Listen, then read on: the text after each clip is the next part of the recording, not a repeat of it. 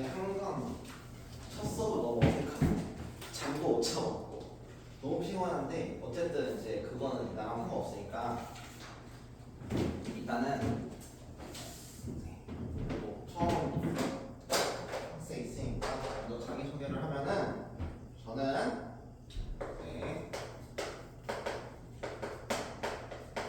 홍현우라고 하고요. 그리고 이제 제 번호 어떤 친구도 있고 없는 친구도 있겠지만은 이렇게 됩니다.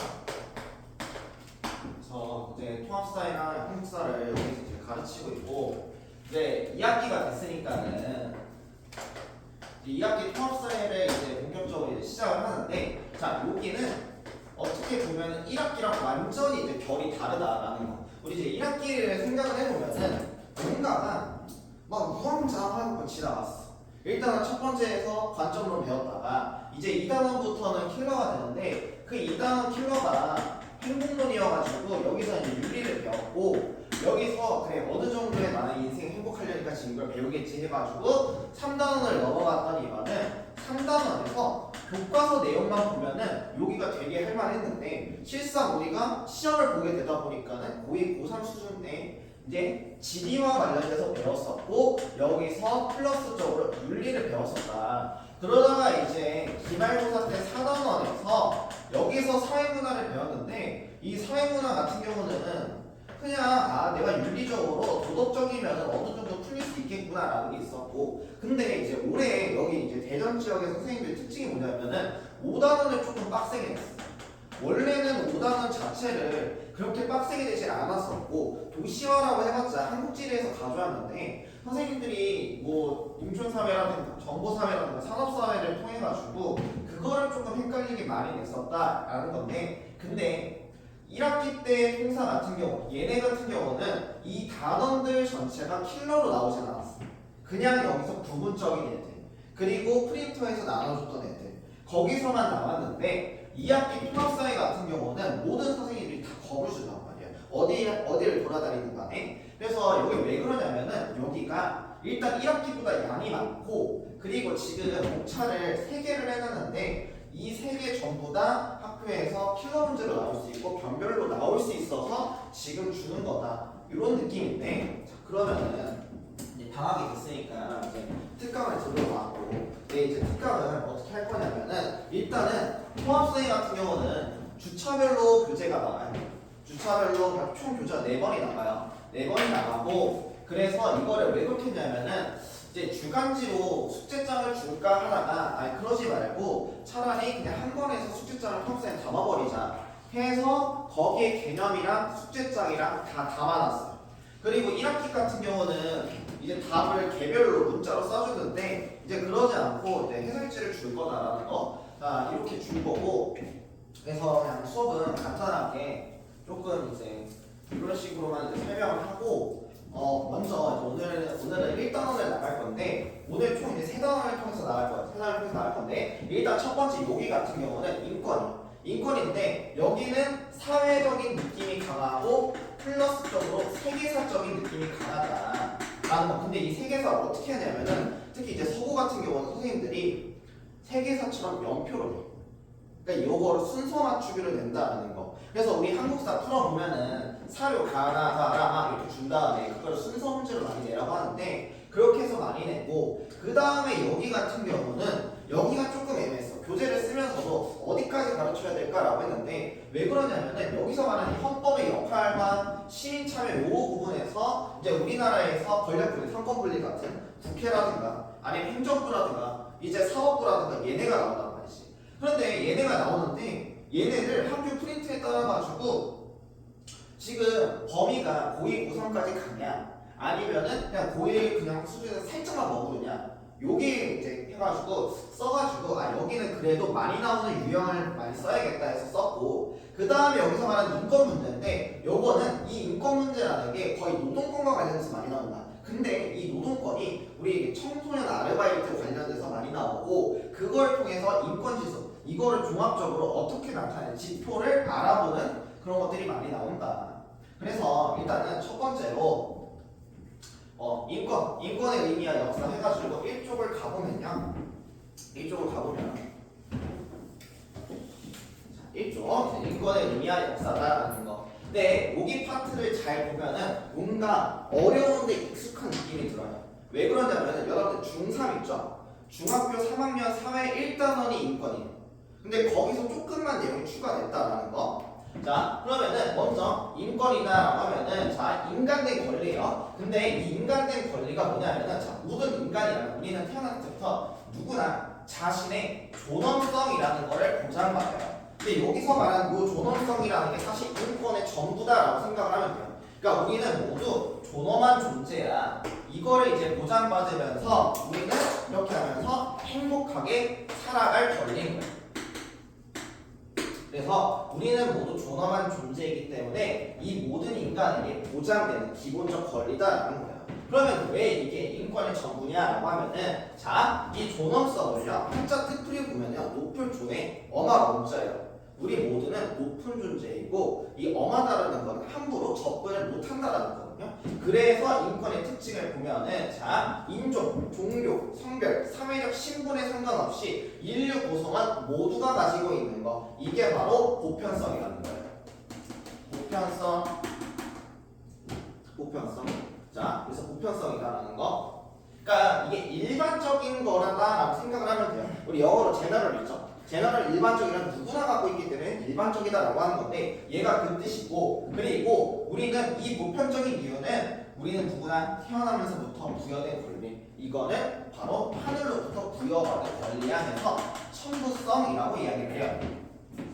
그러면은 누구나 가지고 있기 때문에, 그리고 하늘로부터 우리는 이걸 가지고 태어났기 때문에 이거는 누구한테도 줄 수 없어. 그래서 불가침성. 누구한테 줄 수도 없고 누구도 이거를 내 거에 대해서 뺏을 수도 없어. 침해할 수도 없어. 그래서 불가침성 이렇게 얘기하는 거야. 그러면은 이건 누구도 뺏을 수 없기 때문에 나는 태어나면서부터 죽는 그 순간까지도 갖고 있는 거를 항구성이라고 이야기를 합니다. 자, 근데 여기서 주의해야 될 게 뭐냐면은 이제 보통 얘네 둘이 묶여요. 1번, 2번이 묶이고 3번, 4번이 묶인다라고 이제 보통 얘기를 하는데 왜 그러냐면은 자, 누구나 왜 갖고 있는데 하늘로부터 줬기 때문에 이거는 누구도 침해할 수 없어. 그러니까 우리는 계속해서 갖고 있는 거야. 이렇게 나와요. 그러면은 자, 보편성, 천부성, 불가침, 항구성 중에서 이제 학생들이 많이 헷갈리면서 천부성 누구나 태어나면서 부여된 권리거든요. 그럼 누구나 태어나면서부터기 때문에 이거 우리가 원래부터 갖고 있는 권한이에요. 그리고 얘는 보장되는 거기 때문에 왜 보장돼? 원래부터 갖고 있기 때문에 이러는 거야. 근데 이 얘기를 왜 하냐면은 자, 우리 문제에서 만약에 원래부터 이걸 갖고 있어라고 하면 원래부터 갖고 있으니까 내가 죽을 때까지 갖고 있는 게 아닐까? 항구성이라고 착각할 수도 있는 거예요. 이해됐나요? 그러니까 선지에서 오히려 쉽게 나오는 유형에서 여기서 많이 틀리는 이유가 기억, 이음, 지금 이유를 이거를 구분할 수 있게 나오는데 이거를 보편성 이렇게 주진 않는다는 거예요. 왜냐면 상관없이 아니면 원래부터 침해하지 않는다. 얘가 이렇게 나오기 때문에 이거에 대해서 내용적인 요소를 많이 알아야 된다라는 거고. 자, 그러면은 이제 이렇게 하면서 이거에 대한 컨셉이 있는데 통합사이 2 같은 경우는 제가 어떻게 보면은 어렵지만은 해볼만하다라고 이야기를 해요. 근데 왜 그러냐면은 일단은 1에 비해서 2가 교과서 읽기가 조금 편해요. 교과서 읽기가 편하고, 두 번째로는 그래도 여기 파트는 중학교 3학년 때였기 때문에 뭔가 잔재가 남아있어요. 그럼 이제 내가 어떻게 할 거냐라고 했을 때, 자, 제가 1학기 때는 그래도 조금의 자율성을 줬죠. 자율성을 줬는데, 자, 여기서도 2학기 때도 자율성을 줄 거야. 뭐 방학이라고 해서 1학기 때처럼 그 질답은 안 해요. 물론 진짜 안 해도 할 건데, 지금은 이제 뭐 사주차니까는 안 할 건데, 자, 어떻게 할 거냐? 자, 이제 빈칸, 이번에 이 교재 쓰면서 빈칸 뚫을 때 정말 많이 고민했던 게 어떻게 하면은 이 친구들이 이제 수업을 듣고 나서 복습을 할 때 효과적으로 했을까라고 했을 때 이 빈칸이 각 구절에 있는 핵심 요소를 빈칸을 많이 뚫었어요. 그러니까 내가 외울 때 최소한 이 인권의 의미가 뭐야? 인간이라면 누구나 자신의 존엄성을 보장받으면 행복하게 살아갈 권리. 요건 말을 못할지언정 여기 빈칸에 있는 거는 안 보고 내가 말을 할 줄 알아야 돼요. 근데 만약에 내가 말을 못한다. 그러면 그날 복습은 못한 거다라고 생각을 하면 돼요. 이렇게 해서 복습을 하고 나서 문제를 적용하세요. 제가 주간지 문제를 40문제에 넣어놨거든요. 40문제면은 많은 편도 아니고 적은 편도 아니에요. 근데 제가 제일 당부하는 거는 통합사회도 그렇고 한국사도 그렇고 이 사회라는 같은 경우는 개념이 80에서 90이에요. 즉 이거 자체를 내가 최소한 빈칸도 안 보고 말을 못한다? 그럼 절대로 문제 풀지 말아요. 알겠죠? 절대로 문제 풀면 안 돼요. 문제는 고1 수준이랑 고2 수준이랑 고3 수준 다 같이 나왔어요. 네? 그래서 이렇게 해서 꼭 제발 못하겠니까 내가 이걸 어느 정도는 말을 할 수 있을 때 최소한 얘네들은 말을 할 수 있을 때 문제를 풀어야 효과적이다. 알겠죠? 자 그러면은 이 인권 보장의 역사라는 게 있어요. 자 인권 보장의 역사.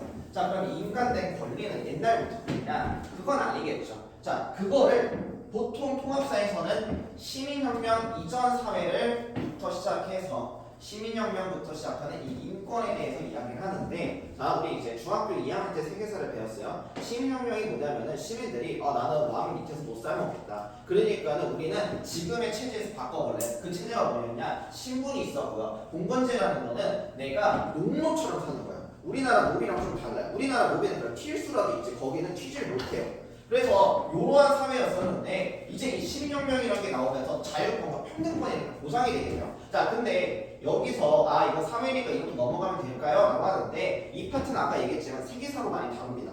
오히려 어느 학원을 가더라도 여기서는 C만은 세계사야 이렇게 얘기를 하거든요. 자 이거를 왜 얘기하냐? 시민혁명 이전에는 신분제이자 공건제 사회였어요. 근데 좀 더 깊숙하게 들어가면은 자, 요 이전 사회가 뭐였었냐면은 바로 신권 정치, 자 중세라고 해서 여기는 신중심 사회였었어요. 여기는 신중심 사회였었는데 자, 요러다가 이제 왕의 중심으로 가는 절대왕정 시기가 도래하게 됩니다.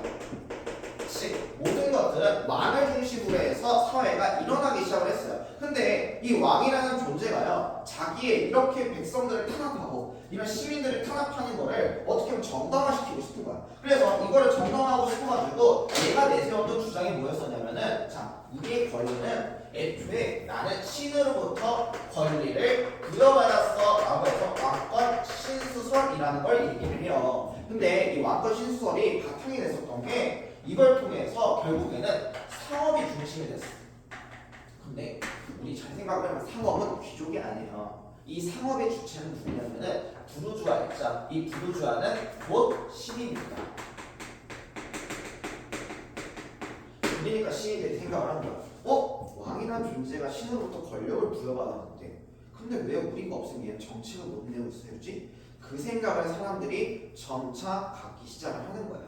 그러니까는 애초에 이 왕권 신수설 왕이 신으로부터 권력을 부여받았기 때문에 왕의 권력은 절대적이라는 게 사실은 왕만 신한테 부여받은 게 아니라 우리 모두 하늘로부터 권력을 부여받지 않을까라는 천부인권 사상이라는 게 나오게 됩니다. 하늘로부터 우리랑 권리를 부여받은 게 아닌가? 그러니까는 여기서 많은 학자들이 나섭니다. 그게 우리가 처음에 3단원에서 배웠었던 자연철학자들 데카르트, 칸트, 베이컨 같은 계몽사상가들이 나서게 되는 거죠. 그러니까 이 계몽사상가들이 뭐야? 맞아. 우리 모두 사실은 하늘로부터 권력을 부여받은 거야. 인권을 부여받은 거야. 근데 지금 요거는 우리 꿈 같은 세상이기 때문에 이건 현실이 아니야. 그러니까 우리는 지금 꿈에서부터 벗어나자. 계몽하자. 이렇게 되는 거죠. 그러니까 이제 사람들이 그러면은 저 왕의 존재라는 건 뭔데? 왕의 존재라는 거는 우리가 사회적으로 계약을 맺은 존재인 거야. 그래서 사회 계약서라는 게 확산되게 되는 거예요. 됐나요? 그러면은 이 사회 계약서의 핵심은 뭐냐면은 자 우리 모두 태어나면서부터 국가라는 게 있는 게 아니었어요. 그렇죠? 구석기라든가 신석기라는 이런 사회를 거쳐서 결과적으로 부족이 생기고 나라가 생긴 거예요. 즉 우리는 그냥 우 하면서 자연 상태에서 있었던 거예요. 그러면은 이 자연 상태는 어떻게 받고 이런 것들 때문에 우리 주된 권리는 누구한테 있을까? 라고 해서 3명의 학자들이 나서게 되는 거죠. 그 중에서 먼저 홉스라는 사람을 보면요, 얘는 그냥 삶이 부정적이에요. 얘는 그냥 부정적 그 자체인데, 자, 얘가 얘기한 거예요. 자연 상태라는 거는 무법지대라는 거죠. 자, 우리는 강자와 약자가 있다. 오케이, 홉스는 그거 인정했어요. 근데 그 강자가 과연 쭉 강할까? 이렇게 얘기하는 거예요. 무슨 얘기냐면은, 자, 내가 자고 있어요. 그럼 그 강자라는 사람이 자고 있다? 그럼 암살당할 수 있는 거 아니야? 얘가 포도주를 먹고 있는데 갑자기 그 포도주에 독약이 들어서 죽었어. 근데 그걸 탄 사람이 약한 사람이야. 과연 그러면 이거는 질서 있는 사회일까? 그렇지 않다는 거예요. 이 자연 상태라는 거는 질서가 없는 세계예요. 그러니까 만인이라는 건 많은 사람들에 대해서 all of against라고 해가지고 모든 사람들이 계속해서 투쟁하는 무법적인 거예요. 그럼 이 사회가 무법적이라는 거는 별로겠죠. 그럼 이걸 잘 하려면은 모두 군주한테 양도해야 돼. 전부 양도해야 돼. 누구한테? 군주한테. 이렇게 얘기를 합니다. 됐나요? 그래서 정부 양도사, 군주 주권 이렇게 나옵니다. 자, 그럼 로크라는 사람은 영국 혁명 이후에 등장을 했는데, 자, 우리는 그래 자연 상태가 평화로워. 근데 이 평화로움은 불안정하다는 거예요. 무슨 얘기냐면은, 자, 우리가 사람들끼리 전쟁을 막 해요. 막 싸워요. 그러면은 그 전쟁이 끝났어. 평화롭죠. 그러면은 이게 평화라는 게 영원히 평화로울까요? 언젠간 전쟁이 일어난다는 거예요. 즉 불안정하다는 거죠.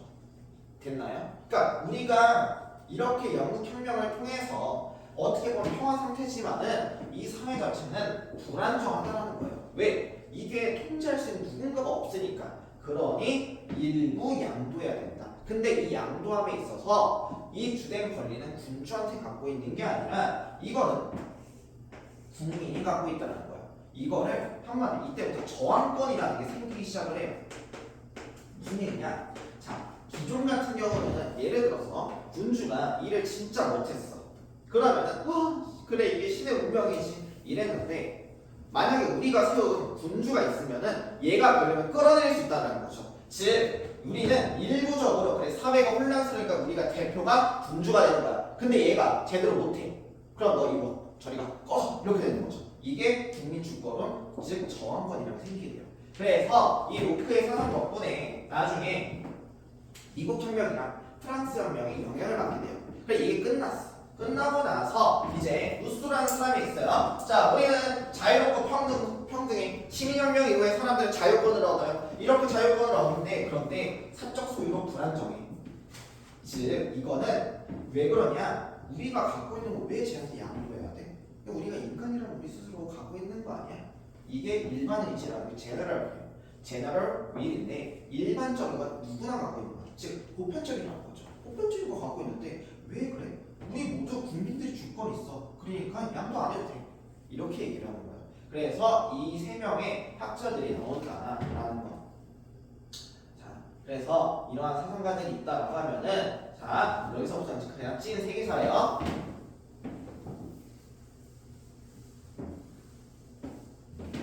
자, 이제 영국을 들어갈 건데 그 전에 이제 교재를 보면은 여기 작은 박스 하나 있죠. 영국 의회 정치 발전. 요거가 이제 나오는 학교도 있고 안 나오는 학교도 있어가지고 그냥 조금 하면은, 자, 영국 같은 경우는요. 영국 하면 이제 유명한 게 여기는 총리가 있죠. 그리고 왕실이 있고 이제 정치라는 총리가 있는데, 이게 여기가 이제 그거에 대한 대표적이라는 게 이제 쪼낭이라는 사람이 있었어요. 근데 얘가 이제 오리지널 영국 사람이 아니에요.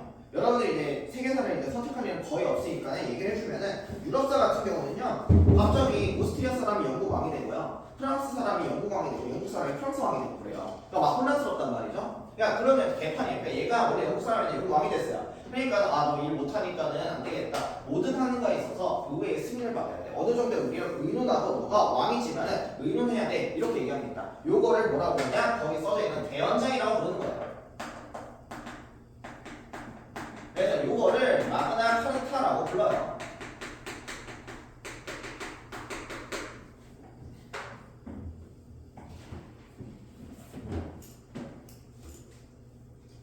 글씨 보여요?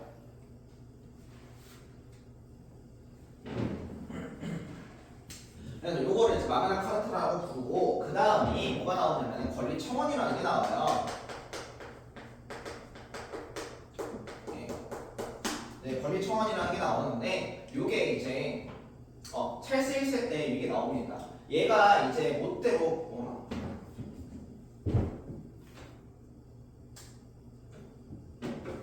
이 찰스 1세 때 얘가 이제 못대로 의회를 소집을 해가지고 세금을 막 걷어들여요. 얘가 좀 독재가 좀 심했는데 찰스 1세 때. 그러니까는 앞으로는 의회 승인 없이 모든 일을 독단적으로 처리하시면 안 됩니다. 이게 권리 청원이거든요. 근데 얘가 이렇게 하고 나서 잠깐 완전히 공화 정치지.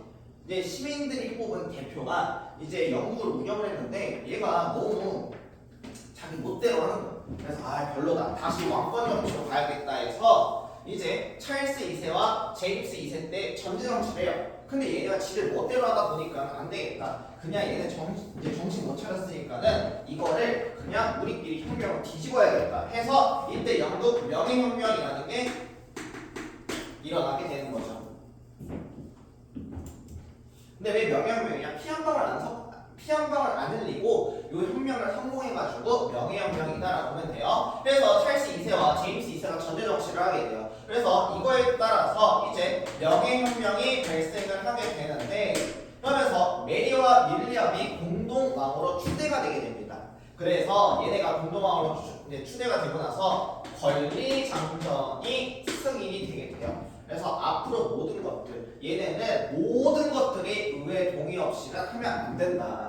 이거를 의회의 동의 없이는 너희가 스스로 처리하지 말아라 라고 얘기를 하는 거예요. 그러면서 이펀 군주제가 수립되게 됩니다.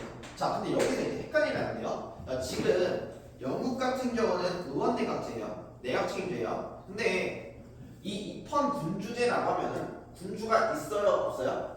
있는 거예요. 근데 내각 책임제는 군주 없습니다. 즉 이제 국가를 운영하는 거는 군주라는 거예요. 근데 군주가 운영할 때 니들 마음대로 전제 정치하지 말고 헌법에 입각해서 의회를 설립하고 그 의회에서 만든 헌법에 입각해서 나라를 하라는 거예요.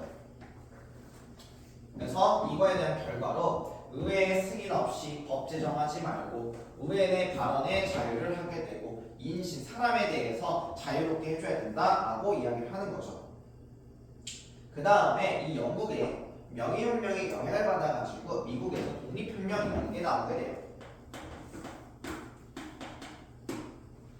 자, 이 미국 독립혁명은요, 영국이 이제 강압적인 이제 식민 정책을 하게 되는데 이게 영국에서 예전에 요 권리 청원이 있고 나서 이거에서 청교도혁명이라는 게 일어나요. 그래서 이 청교도 애들이 미국에 가서 13개의 식민지 줄을 세웠는데 갑자기 그 식민지에다가 세금을 부과하겠다는 거예요.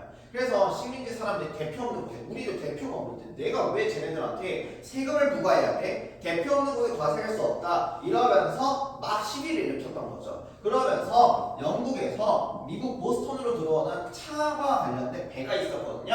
근데 요거를 보스턴 차사건이라고 불러요. 보스턴 차사건이라고 부르는데 이거를 이때 있었던 식민지 사람들이 버리게 돼요.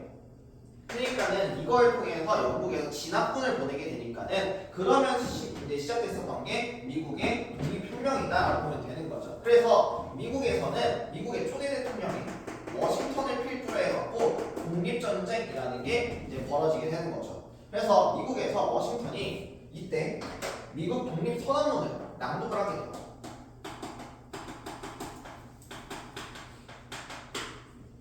그래서 얘가 모든 권리는 우리 사람들한테 있다. 주된 권리는 우리한테 있다라는 인민주권이 나오게 됩니다.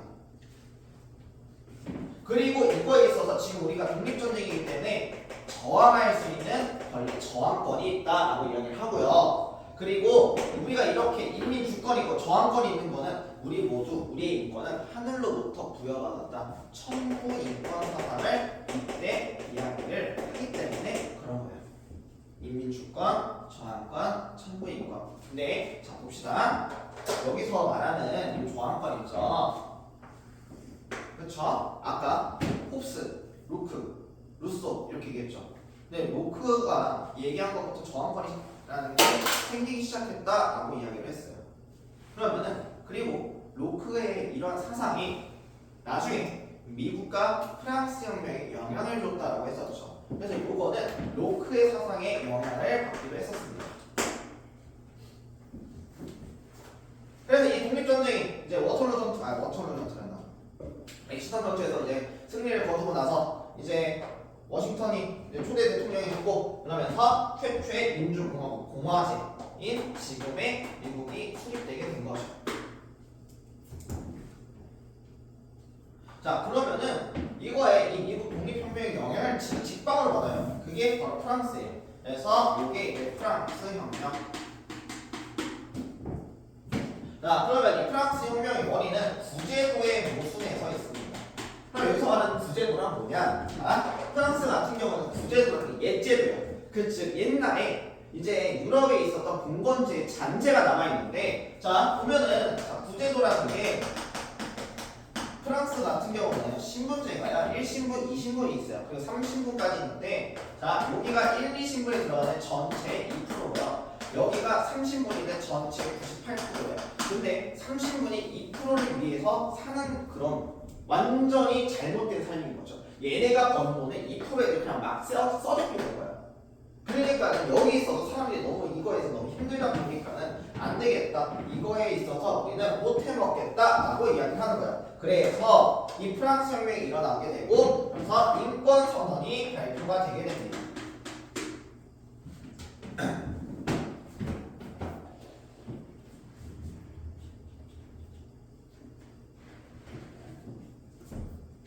그래서 근대 시민사회 지금의 프랑스가 이제 성립이 됐고요. 프랑스 국기 보면은 이제 파란색, 흰색, 빨간색 이렇게 돼 있죠. 그게 이제 자유, 평등, 그리고 동물없이 사람이랑 박애 이렇게 되는 겁니다. 자유, 평등, 박애 이렇게 된다.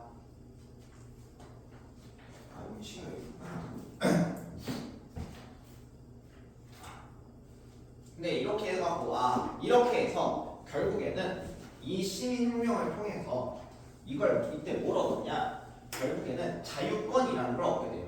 즉 여기서 이 시민혁명이라는 걸 통해서 이제 사람들은 자유권이라는 걸 얻게 됩니다. 즉 우리가 하는 일에 대해서 국가는 어지간하면은 국가는 개입하지 말아라 라고 이야기하는 거예요. 됐나요? 그런데 문제가요 이거에 있어서 와 우리 모두 자유를 얻었으니까 좋네. 근데 이거에 대한 한계를 보면요 재산이나 성별이나 신분에 따라서는 정치 참여도 제한돼요. 완벽하게 평등을 이루지 못했다는 거예요. 그래서 여기서 이제 참정권 운동이 벌어지게 됩니다. 그래서 20세기 이후에 이 참정권 운동이 일어나고 나서 모든 사람들 보통선거제도가 확립되게 된 거죠. 지금의 연령을 제외하고는 모든 사람들이 성별이나 재산이나 신분에 따라서는 이제 모든 그런 게 없는 그런 보통선거제도가 이때 확립되게 됐었다라고 보면 돼요.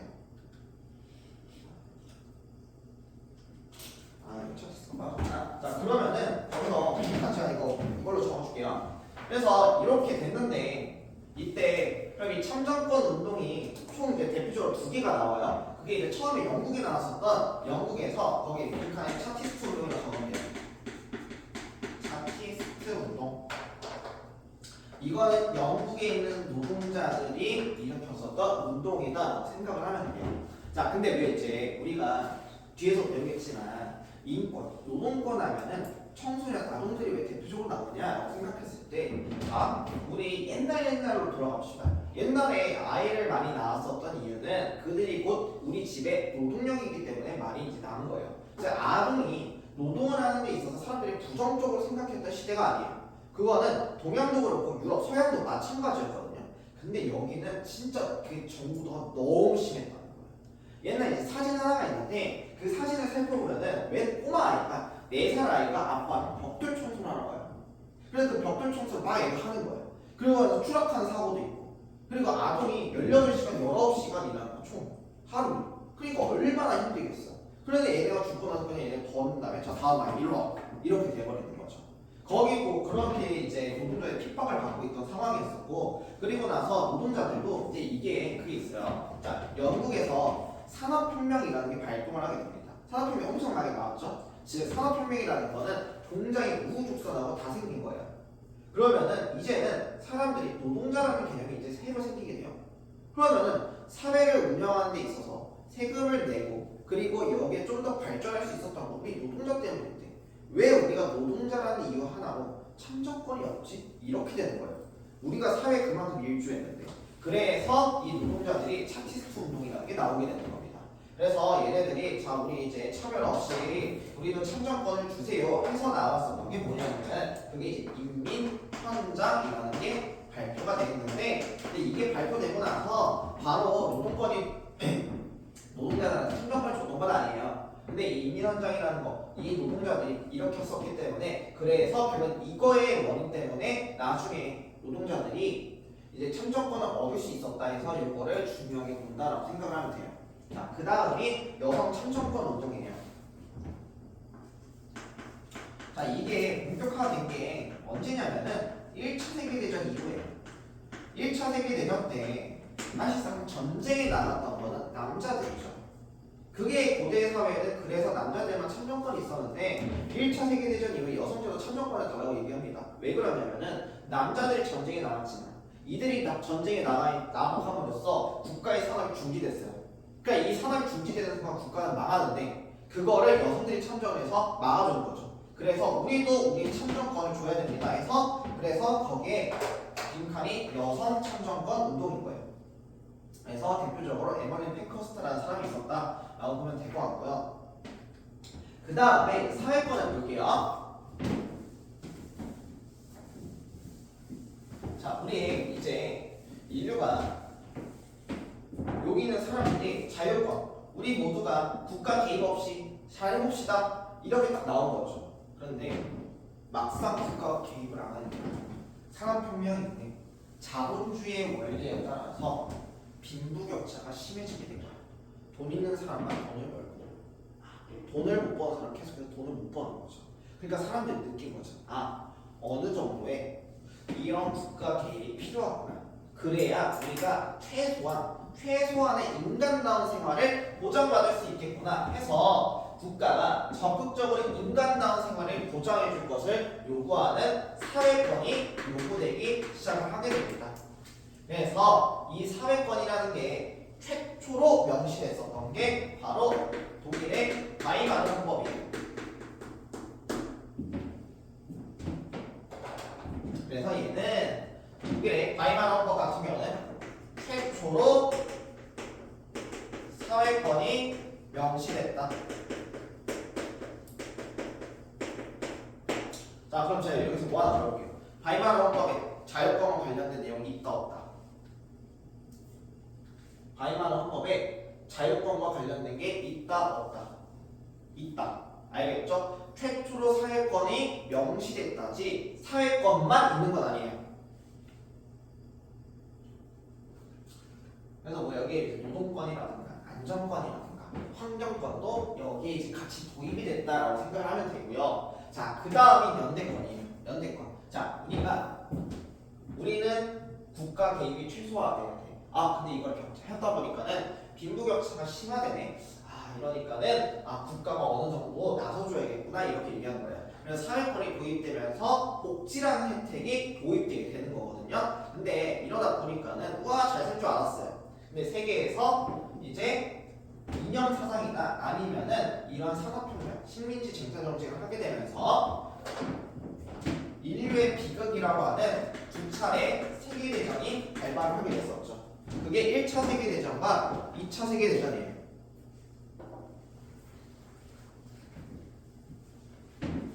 그래서 이 세계대전 때 많은 사람들이 죽었죠. 그러니까 이러한 인간의 존엄성, 우리 모두 존엄한 존재인 이게 맞을까? 이렇게 된 거죠.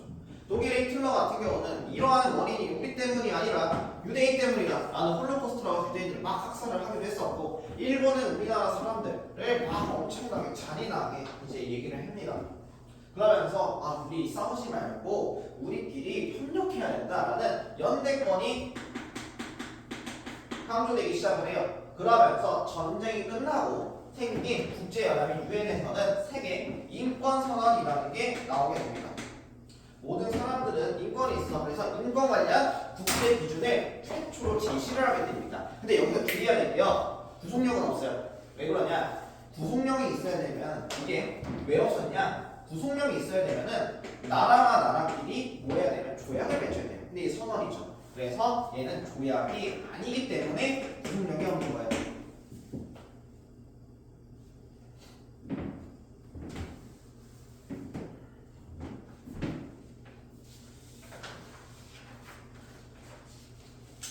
자, 이렇게 되면서 현대 사회에서 인권이 끝난다라고 하는데, 그러면은 현대 사회에서 어떻게 보면은 점차 가면서 인간된 권리를 더욱더 생각하게 됩니다. 우리나라만 보고도 알 수 있죠. 우리나라는 이제 유교적 원리 때문에 이제 가부장제가 심했죠. 형 이제 저 어렸을 때만 하더라도 가부장제가 심했습니다. 왜냐 어느 정도였냐면은 일단 첫 번째가 남자와 여자의 식탁은 절대 달라야 된다. 두 번째, 우리 할머니가 얘기한 거야. 할머니는 나는 고부장을 절대 못 끼겠어. 그러다 이제 20살 넘어가고 아유 그래 껴라 괜찮다 이제 이렇게 되셨는데, 자 그러다 보니까는 이런 사회 속에서 점차적으로 우리 모두 인간의 권리라는 거는 이러한 행복할 권리도 포함되어 있는데, 그럼 최대가 아니라 최소한의 우리가 행복할 수 있는 권리, 즉 인간다운 생활할 권리가 있어야 되지 않을까라고 하면서 인권의 권리가 확장되기 시작을 합니다. 여기 좀 짧았네. 이거 생각하고 해야겠네. 자, 그래서 여기 보면은 현대사회 인권 확장을 보면은 첫 번째 주거권이 있습니다. 자, 의미는 쾌적하고 안정적인 주거 환경에서 인간다운 주거 생활을 할 권리예요. 그러니까 이게 여기서 이제 선생님들 많이 얘기하시는 게 막 우리가 모든 사람들이 펜트하우스 살고 그런 건 아니에요. 대신에 최소한적으로 막 곰팡이 쓰고 이런 데서는 살면 안 된다라는 거. 자, 그 다음이 이제 안전권. 국민이 각종 위험으로부터 이제 안전을 보호받을 권리인데, 자 이게 이제 재난 및 안전관리 기본법이다라고 생각을 하면 돼요. 우리 이제 어제였나? 잠깐만.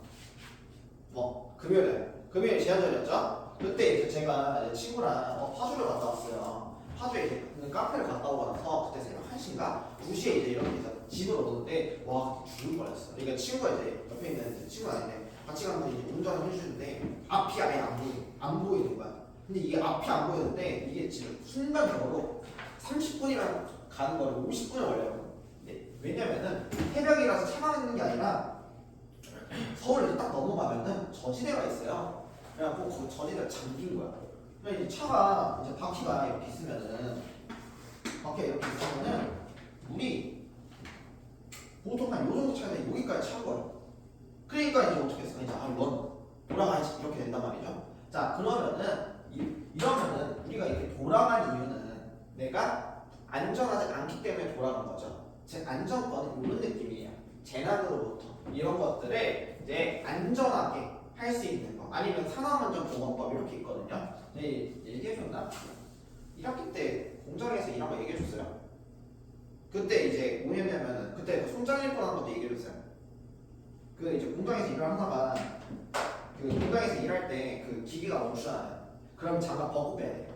왜냐면은 이게 말리면 손발이 쫙 하고 말려버려가지고 이제 손가락 바로 절단되는데, 그래서 그 안전법이 있어요. 그래서 만약에 산재를 당했을 때 매뉴얼대로 안 하면은 그게 좀 회사가 불이익을 받는 것도 있고, 아니면은 여기에 6층인데 이제 공장 같은 경우에 여기 4층에 한 6층 정도 높이가 있단 말이에요. 그러면은 그 예전에 공장 일을 할 때 이런 데 보면은 중간에 구멍 뚫린 데서 쥐내려고 그래갖고 그거 막으라고 똥쏘라고 얘기해갖고 막 사다리 타고 그러는데 그 사다리가 몇 미터일 거란 말이야.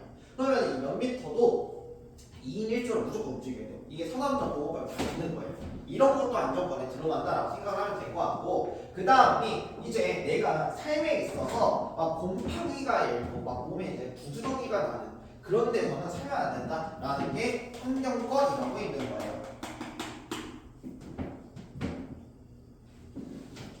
그래서 이 환경권이라는 게 막 방금 얘기한 곰팡이 이런 것뿐만 아니라 기후와 관련돼서도 있어요. 우리가 이제 올해는 조금 덜하긴 한데 점점 날씨가 더워지고 있고, 비도 막 스콜 동남아 형태로 막 왔다가 쭉 안 왔다 왔다가 안 왔다 그런단 말이에요. 그러니까 이런 것들, 이 기후와 관련된 것도 환경권에 들어간다라고 생각하면 될 것 같고, 그 다음에 이제 문화권이에요. 우리가 문화에 있어서도 차별받지 않고 할 수 있어야 된다라는 게 문화권인 거죠. 이게 아마 이제 인류가 잘 살기 시작을 하면서부터 이런 혜택을 줘야 된다 하면서 나왔다라고 생각을 하면 돼요. 그래서 주거권, 안전권, 환경권, 문화권 이렇게 있다라는 거. 이제 그 다음에 이제 이게 잘렸구나. 그 다음이 보면은 그 아래가 이칠 권리라는 게 있어요. 요거 이칠 권리 여기 적어주세요. 이 이칠 권리가 뭐냐? 여기서 이제 나랑 인스타 되는 게 건의 말고 없는데 보면은 인스타에 내가 웬만한 스토리를 잘 안 올려요. 아닌가? 최근에 안 올리긴 했다. 최근에 놀러가서 날 올렸는데 보면은 인스타 스토리에 일하는 것밖에 잘 안 올려요. 보면 알겠지만 힘들어 죽을 것 같아 이런 것밖에 안 올리는데, 근데 이제 내 페북을 들어가면 내 페북에 있는 흑역사가 다 있어요.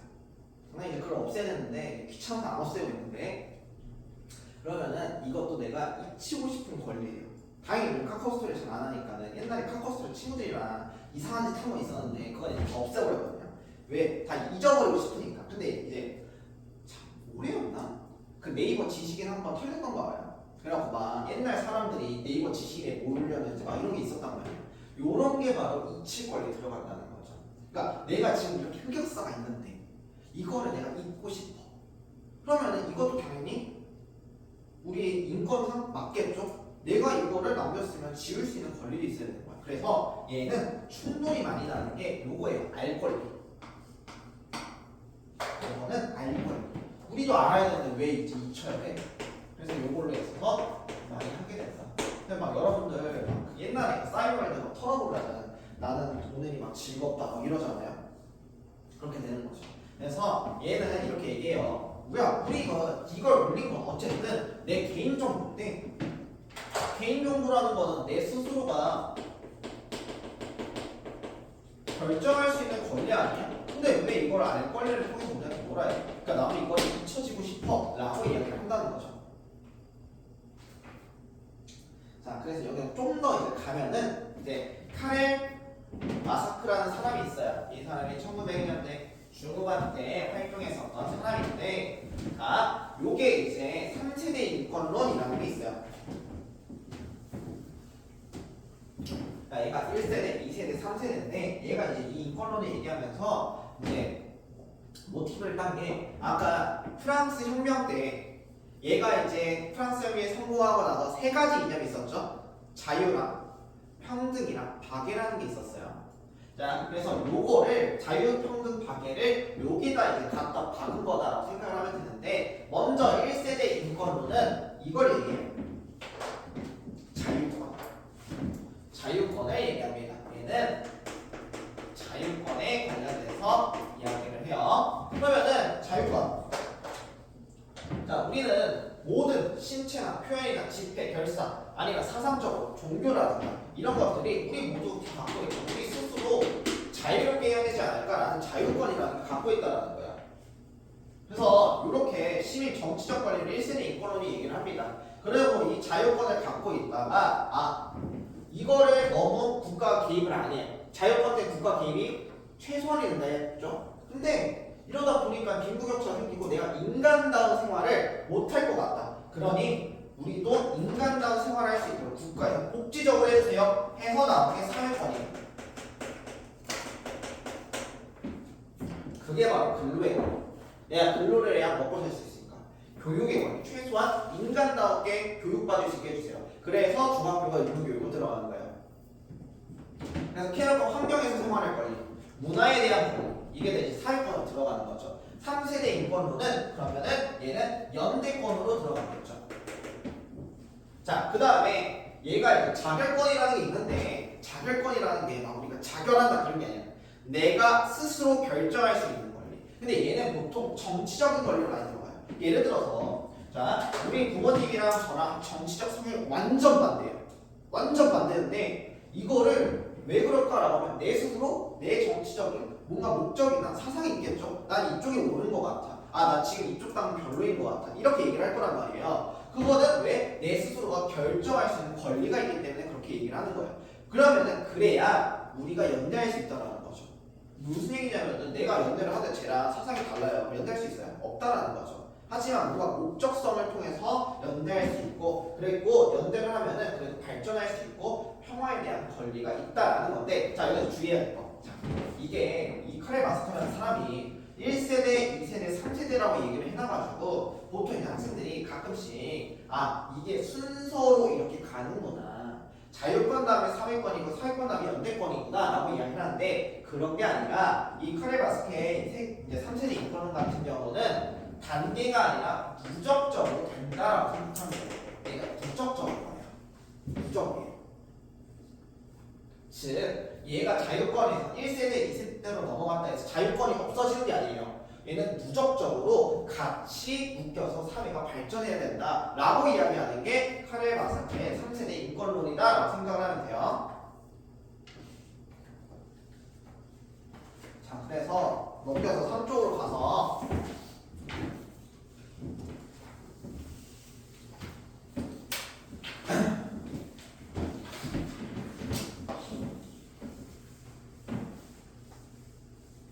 요거 이제 같이 볼 건데, 교과서 문법이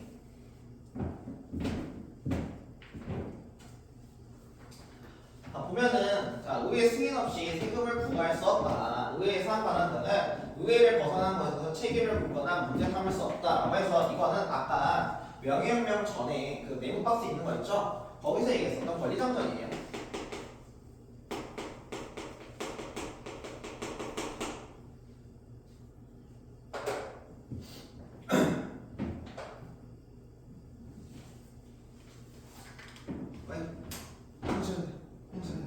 자, 그 다음에 모든 사람은 평등하게 태어났고 조물주는 몇 개의 양보할 수 없는 권리를 부여했으며 그 권리 중에는 생명, 자유, 행복, 그리고 여기에 대한 추구가 있다. 이 권리를 확보하기 위해 인류는 정부를 조직했으며 이 정부의 권력은 인민의 동의로부터 유래한다.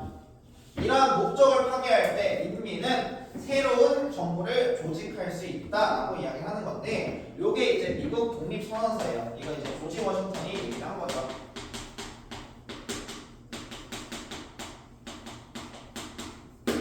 자, 그러면 여러분 봅시다.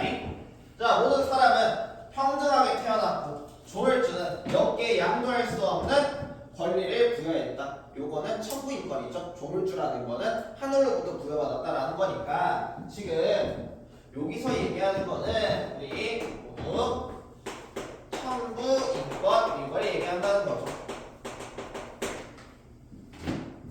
그러니까 자, 인류는 정부를 조직했으면 이 정부의 권력은 인민의 동의로부터 유래한다. 이러한 목적을 파괴할 때 인민은 새로운 정부를 조직할 수 있다. 요거는 어떻게 보면은 저항권으로 들어가겠죠.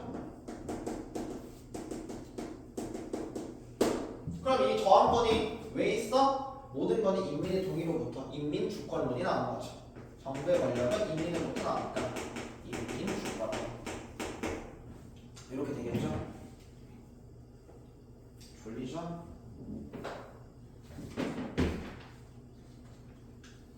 그다음에 이제 제2조, 인간은 자유롭게 그리고 평등한 권리를 누리게 태어나고 또 그렇게 생존한다. 사회적 차별은 오직 공공의 이익에 입각할 때만 가능하다라고 이야기해요. 자, 이게 무슨 얘기냐면은, 자, 우리 모두 자유로운 권리가 있고 사회적으로 이제 보장받을 권리가 있는데, 만약에 국가에서 여러분들한테 집에서 나오지 마세요라고 하면은 어떻게 보면은 헌법의 위배가 되겠죠. 그렇죠? 인간의 권리에서. 근데 우리 코로나 시대 때 코로나 걸려서 격리당해요. 그렇죠? 근데 이거는 사람들이 불만이 있을지언정 그래 내 자유권이 박탈당한 건 아니야. 그리고 사람들이 그거 격리한 사람 보고, 격리한 정부 보고 너 왜 그래? 왜 인간의 권리, 인권을 침해? 이렇게 얘기를 하지 않습니다. 왜? 공공의 이익에 좋기 때문에 이렇게 되는 거예요. 자, 이거 뒤에서 배울 거니까 미리 얘기해 준 거야. 그 다음에 모든 정치적 결사의 목적, 자유, 소유, 안전, 압제의 저항 등 인간의 자연적이고 침해할 수 없는 권리를 보전함에 있다. 3조 주권은 국민에게 있다. 이미 주권론이죠.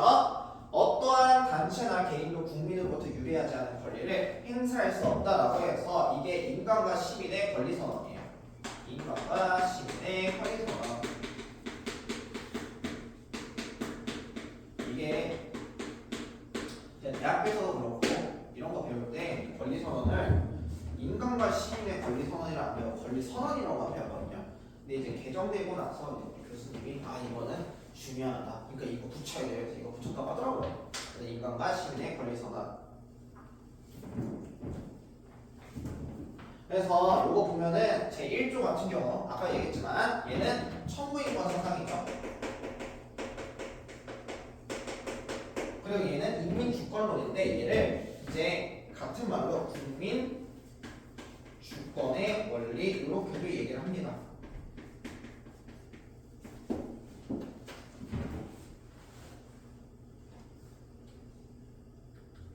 자, 그 다음에 경제 생활의 질서는 각자로 하여금 인간의 가치에 타당한 생활을 하게 하는 것을 목적으로 하고 이제 정의의 원칙에 적합하여야 한다. 각자의 경제상의 자유는 이 한계 내에서 보장된다라고 했어요. 그리고 노동력은 국가의 특별한 보호를 받는다. 국가는 표준적인 노동법을 정한다. 모든 국민에게는 노동할 기회가 주어진다. 적절한 일자리를 얻지 못한 국민이 필요한 생계비를 지원받을 수 있다. 노동권과 더불어서 자 국가의 특별한 보호를 받는데요. 국가가 개입한 거죠. 그쵸? 그러니까 얘는 사회권을 최초로 명시했었던 바이마르 헌법을 얘기하는 거예요. 1919년도에 왜 1919년도에 이게 나왔냐면은 1914년부터 18년도까지가 제1차 세계대전이에요. 그래서 이 바이마르 헌법이 독일에서 나왔는데 이 독일에 비렐름 누구냐? 비렐름 2세가 있었는데 얘가 이제 전쟁이 패배하게 되면서 물러나게 돼요. 그래서 공화정 이통군주정부가 공화정 체제로 넘어가는데 독일이 그러면서 나온 이 바이마르 헌법이다라고 생각하면 돼요. 그 다음에 모든 사람은 태어날 때부터 그 조건과 권리에 있어 동등하다. 인간은 천부적으로 이성과 양심을 부여받았으며 서로 형제의 정신으로 행동해야 된다라고 해서 이거는 세계 인권 선언이에요. 이건 유엔에서 얘기했죠. 그래서 1948년도에 얘기했었던 세계 인권 선언이다라고 생각하면 돼요. 자, 그 다음에 자 여기서부터 좀 쉬워요. 국가는 주택개발 정책들을 통하여 모든 국민이 쾌적한 주거 생활을 할 수 있도록 노력해야 된다. 요거는 주거권이죠. 그 다음에 국가는 재해를 예방하고 그 위험으로부터 국민을 안전하게 보호하기 위하여 노력해야 된다. 안전권. 그 다음에 국가는 모든 국민은 건강하고 쾌적한 환경에서 생활할 권리를 가지며 국가와 국민은 환경 보존을 위하여 노력해야 된다. 요거는 환경권으로 들어가겠죠. 그 다음에 모든 국민은 성별, 종교, 인종, 세대, 지역, 정치적 견해, 사회적 신분, 경제적 지위나 신체적 조건 등에 관계없이 문화 표현과 활동에 차별을 받지 아니하고 자유롭게 문화를 창조하고 문화에 참여하여 문화를 향유할 권리를 가진다. 요게 바로 문화권이죠. 여기 있어. 문화권.